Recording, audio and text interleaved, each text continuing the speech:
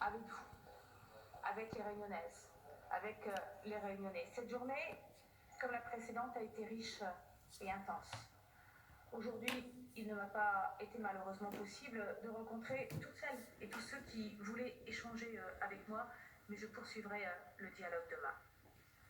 Je mesure, au fil de mes échanges, le niveau d'exaspération des Réunionnais. Cette colère va déboucher sur quelque chose de nouveau. Je l'ai dit tout à l'heure, rien ne sera plus comme avant, ici, à La Réunion. Pour le meilleur, je l'espère, ou pour le pire, si nous ne savons pas ensemble et rapidement faire vivre, revivre La Réunion.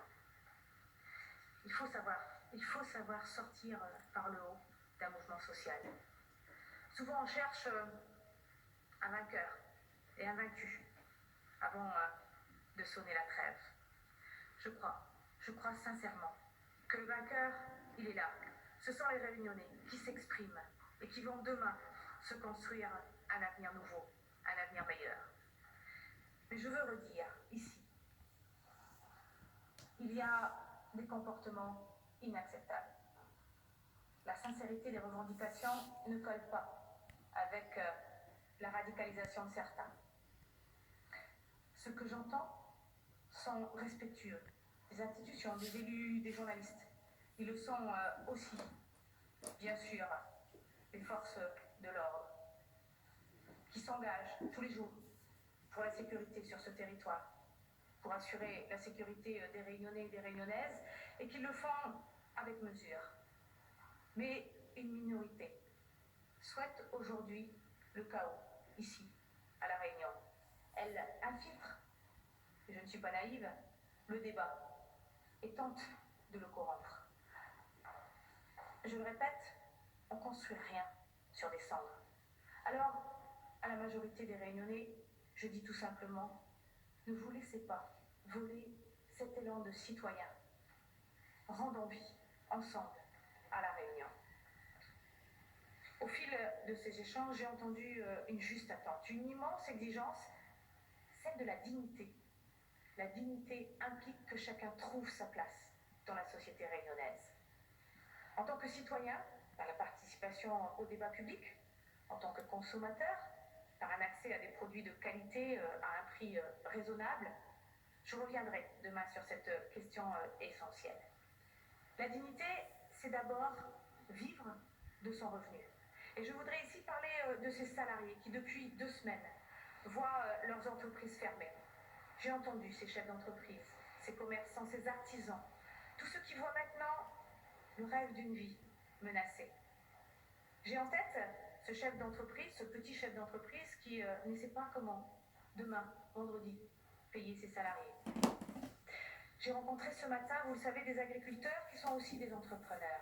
Je sais la situation des éleveurs qui sont obligés aujourd'hui, depuis quelques jours, d'abattre une partie de leur cheptel.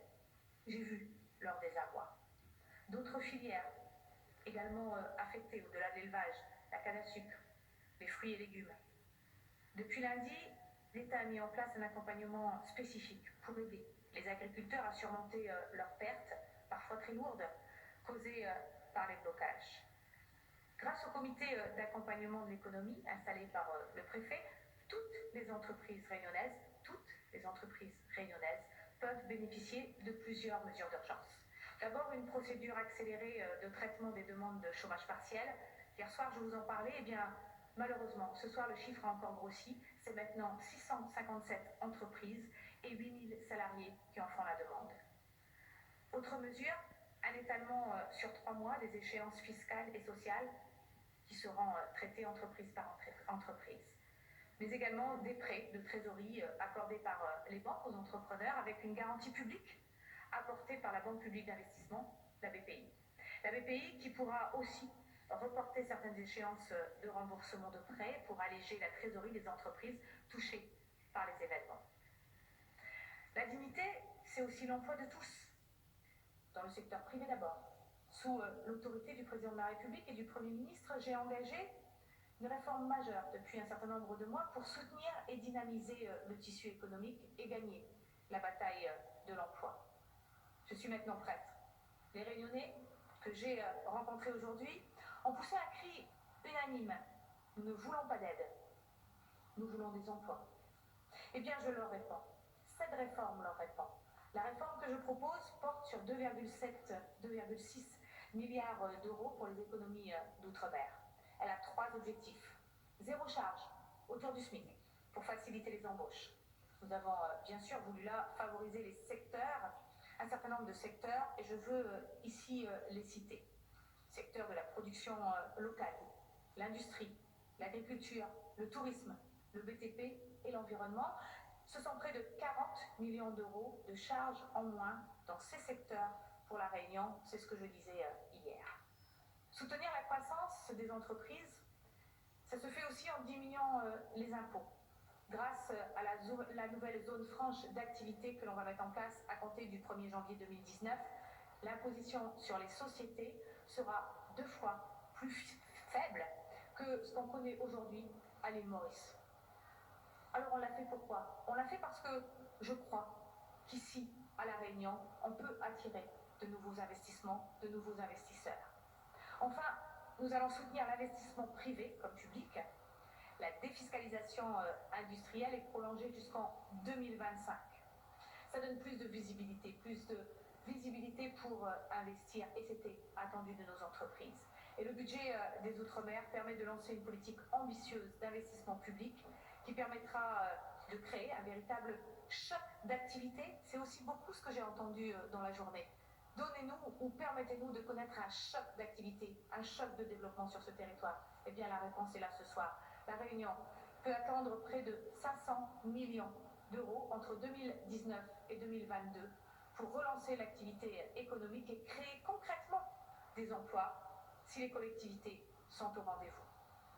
C'est cela, la dignité.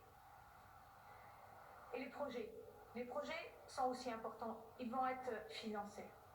Ils ne vont pas être décidés de Paris. Ils le seront ici, à La Réunion. Ils le seront ici, avec les collectivités. J'ai proposé ce matin aux maires que j'ai rencontrés de choisir avec les Réunionnaises et les Réunionnais, en les associant, le choix des opérations qui seront financées l'année prochaine. Car j'entends le besoin d'une démocratie plus participative. Et nous devons y répondre, tous ensemble. L'avenir du territoire, c'est avant tout, je le disais hier, celui des 60 000 jeunes qui ne bénéficient ni d'emploi, ni de formation, à qui nous devons répondre. Nous savons tous que pour joindre les deux bouts, certains font des petits boulots, comme je l'ai entendu ce matin à Saint-Pierre ou encore cet après-midi à Saint-Benoît. Eh bien, à cela, je veux dire, faites-vous déclarer. Faites-vous déclarer parce que maintenant, ça ne coûtera pas plus cher à votre patron. Parce qu'il faut que vous puissiez cotiser pour votre retraite, pour votre couverture santé et pour l'assurance chômage. Les Réunionnais sont attachés à la valeur travail. Je l'ai senti hier, je l'ai senti encore aujourd'hui. Eh bien, nous mettons au cœur de notre projet la valeur travail pour y répondre. Cette réforme d'ampleur, au bénéfice des entreprises, elle doit changer la donne. Je la porte, je l'assume, mais pas sans contrepartie de leur part. Il doit y avoir des contreparties sur l'emploi, c'est évident. J'ai parlé d'un compteur emploi. Il doit y avoir des contreparties sur les prix, c'est important. Des contreparties également dans le dialogue social. C'est cela aussi, la transparence qu'on m'a demandé et ma méthode. C'est ça aussi, l'exigence. J'aurai l'occasion dès demain de l'évoquer avec l'ensemble des entreprises, puisque je rencontrerai ici à la préfecture un certain nombre de responsables économiques. Je l'ai fait aujourd'hui avec les agriculteurs et hier avec les syndicats. La solidarité nationale qui s'exprime à travers ces 1,9 milliard d'euros consacrés à l'ensemble de l'outre-mer, à l'abaissement du coût du travail, ce n'est pas un cadeau, c'est un engagement réciproque. Et je tiens à cette réciprocité. Déjà ce matin, le monde agricole s'est engagé à mes côtés. Et c'est important d'insister sur ce sujet. Ils se sont engagés à mes côtés pour recruter et former jusqu'à 200 jeunes par année et 50 immédiatement. Cela veut dire que les entreprises locales ont pris conscience de leur implication nécessaire dans le développement de l'économie du territoire, de la part qu'elles pouvaient prendre dans le développement de l'emploi sur ce territoire. Nous allons accompagner accompagner ces initiatives car elles répondent à vos besoins. Gagner la bataille de l'emploi à La Réunion est la responsabilité de tous. Je vais parler des contrats aidés. Il n'y a rien d'indigne à aider l'emploi, mais je l'ai entendu, à condition que les règles soient claires.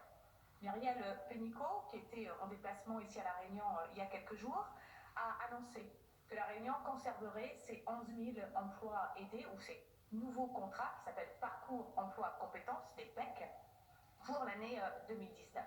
Mais j'ai obtenu, avant mon arrivée ici à La Réunion, 500 contrats de plus pour des CDI dans les entreprises et 500 pour le secteur associatif qui devront par contre être attribués avant la fin de l'année 2018.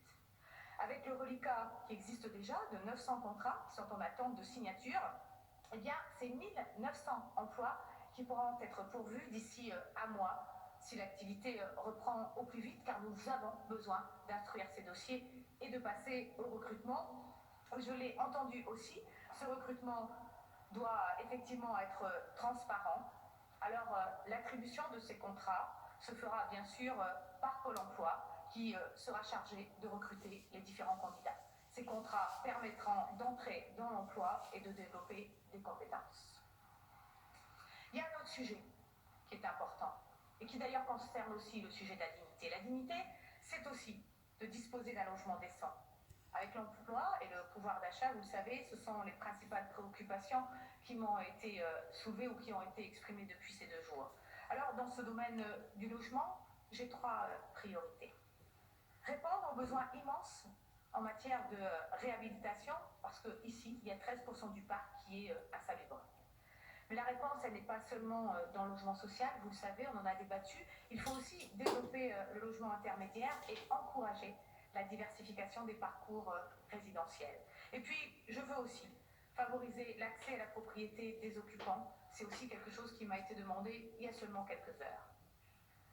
Comme on a pu l'évoquer hier, plusieurs étudiants ont pris la parole ici à la préfecture et ont souhaité qu'il y ait davantage de logements étudiants. Eh bien, il y aura davantage de logements étudiants ici à La Réunion grâce à 2 mesures, grâce à l'augmentation des prêts locatifs sociaux et à l'extension aux bailleurs privés des crédits d'impôt en faveur du logement social.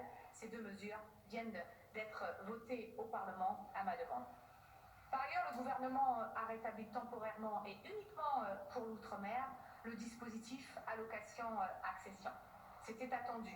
Beaucoup se sont battus, y compris des élus de La Réunion, pour que cette mesure voit à nouveau le jour. Elle est rétablie pour une année. Cette mesure va bénéficier à plus de 350 familles à La Réunion qui avaient fait l'objet d'une décision de financement par l'État et qui restaient malheureusement dans l'attente. Et nous devons tous ensemble imaginer un dispositif pérenne pour la suite.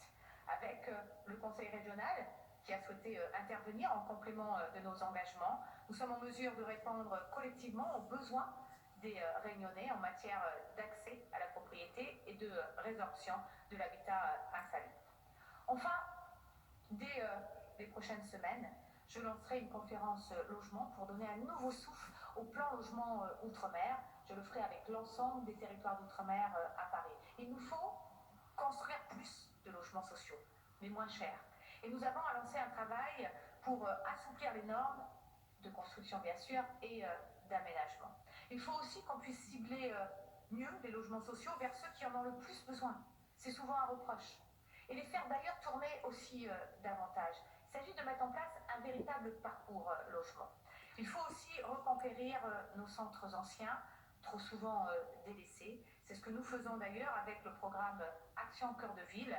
Le Port, Saint-André, Saint-Joseph, Saint-Pierre bénéficient de cette mesure. Ça a déjà été annoncé il y a maintenant quelques semaines. Mais l'État ne dispose pas de tous les leviers. Il n'a pas d'ailleurs vocation non plus à intervenir seul et à penser seul l'avenir de La Réunion.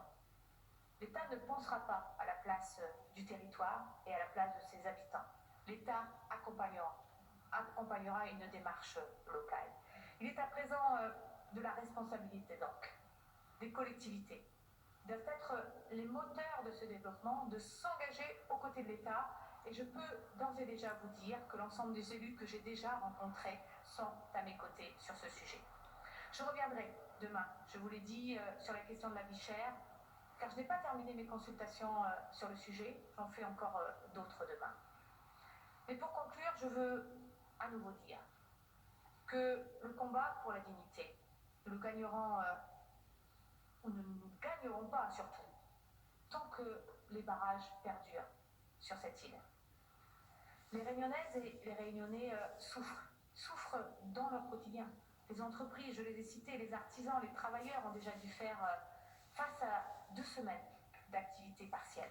Les enfants ont besoin de retourner à l'école et je remercie les maires qui réouvrent petit à petit l'ensemble des établissements scolaires parce qu'il faut que la Réunion reprenne vie. Alors j'appelle encore une fois, ce soir, chacune et chacun à la responsabilité, car je le répète, on ne construit rien sur des cendres. Merci beaucoup.